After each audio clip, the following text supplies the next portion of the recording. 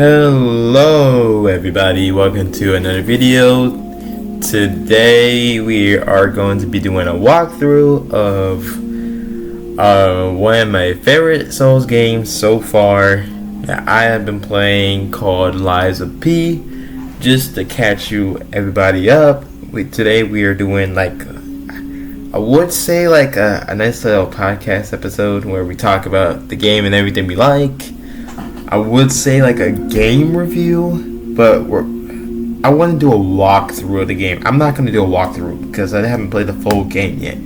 I probably will. If you guys really like this video, I will do a walkthrough video of the whole game and explain everything. But that's only if you guys really want to.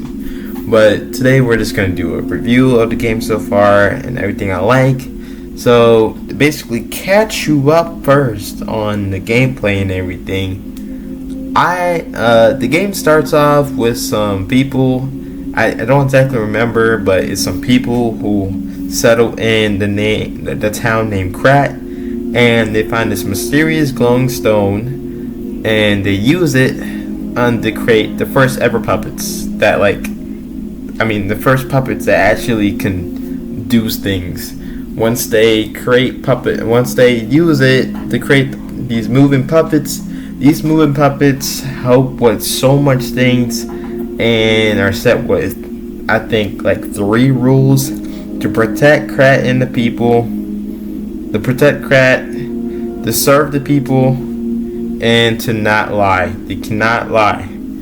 And using this stone, Krat becomes one of the most technological places there is because of the stone and these mechanical puppets. And eventually, at some point, these puppets get some type of malfunction and they start going crazy and they start killing all these people and Krat. And after that, after killing majority of the people, the stone released some type of disease that slowly kills off the person, and it slowly kills you off, and they created quarantine zones in this town. But just to let you guys fully understand, the people in this town, the last people to survive, the last survivors from the massacre, are the ones who are most likely affected by this disease. And after so long, the safest and the only and safest place right now in this town called Krat is the hotel, and that's where we most likely reside for most of the game. Or that's where we get most of our missions and talk to others. And it's a safe place. And basically, that's pretty much the basis. And we just just little clues and stories more along the game. And I know it may look like that I don't really look through any of them, but I actually go back to look at them after. I just be trying to get the stuff I'm getting. But now to talking about the things I like about this game. So what I like about this game is I like how it's kind of similar to Elden Ring, but not too much.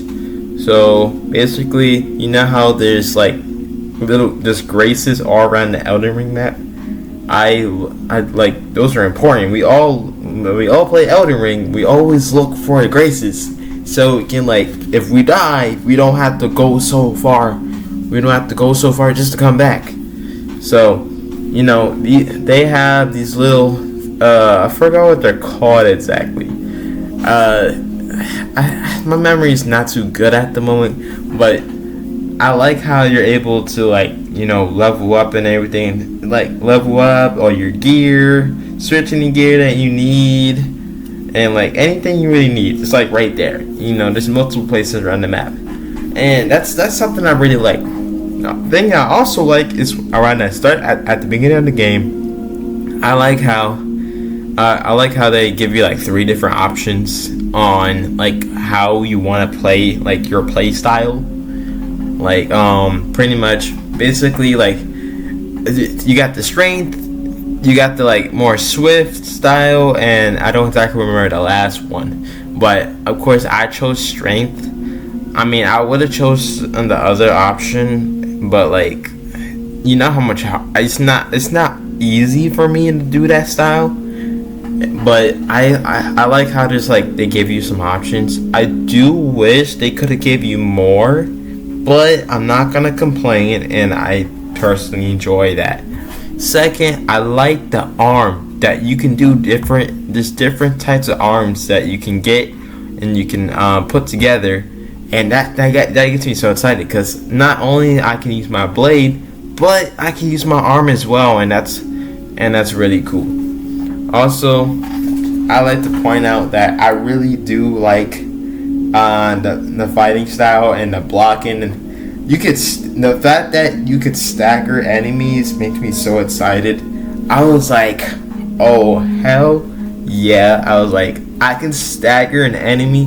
Like it makes it makes me feel like I'm playing Elden Ring all over again. But the thing that gets to me, that fucking rage baits me, is when it's like when an enemy turns red, it's either you attack him while he's doing the attack, or you dodge, and if you don't do any of those, you're doomed. But unlike Elden Ring, they show you when he's gonna do like a big attack, and it's like super helpful. So like it makes it easier to like dodge the attack or parry it or even stagger him. But man, the thing that gets me most, that makes me love the game so much, is the different things you can do that you can do with the fighting style, and it's like the best part ever. Like literally, I can do a mix of 2 different things based off the weapon I'm carrying, and it's so cool. But like the bosses are great. I love all the bosses. It took me a few tries because I'm playing on the hardest difficulty. But like for example, this boss right here, man, this boss is kind of crazy, bruh.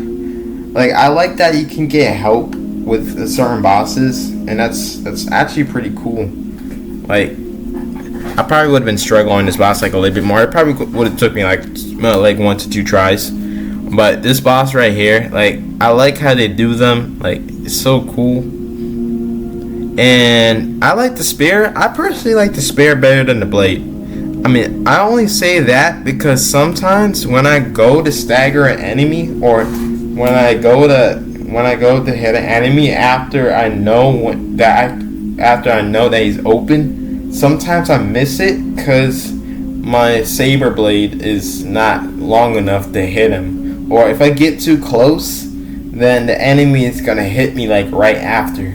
So I was like, damn, it's either I miss it or like I get hit after I hit him because I get too close to him. So this spear that I have is pretty great for me to use, and I hope in the future when I play this game there are others that I can use, because like I enjoy being able to hit them from a distance after they leave an opening.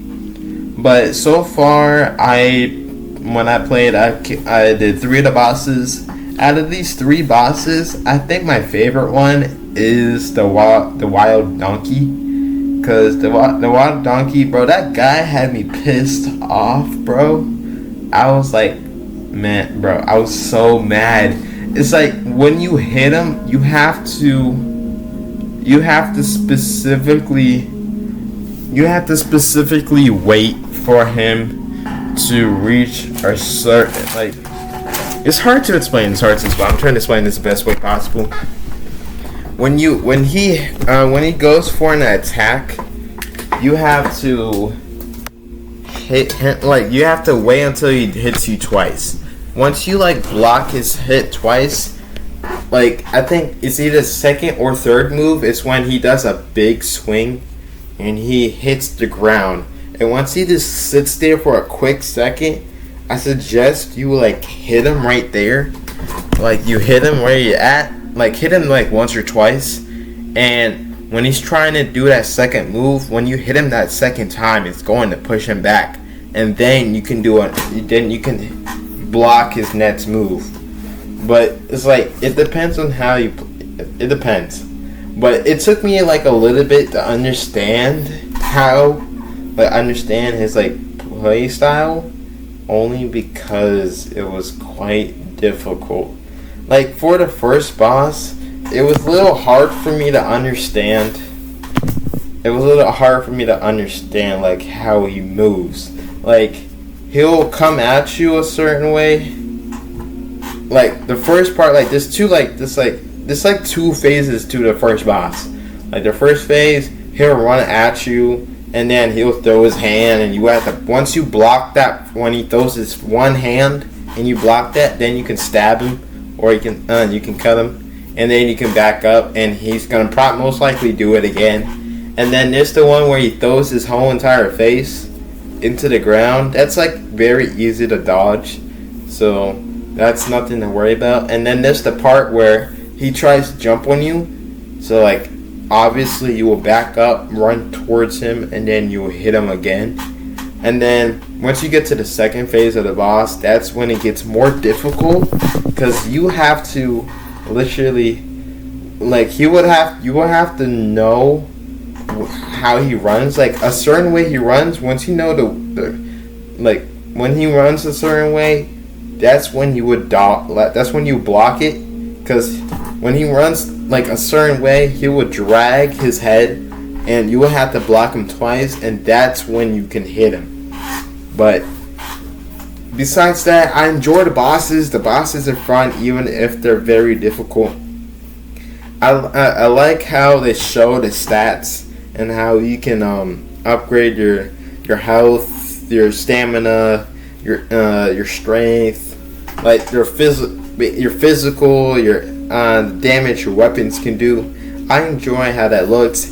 It's like, if I had to rate this game based off how much I like it, I would give it like a 8 so far, and I possibly would give it a higher rating in the future. But if you enjoyed this little review, I hope you guys like it, and I will be doing more of this. See you guys later, and welcome to another podcast.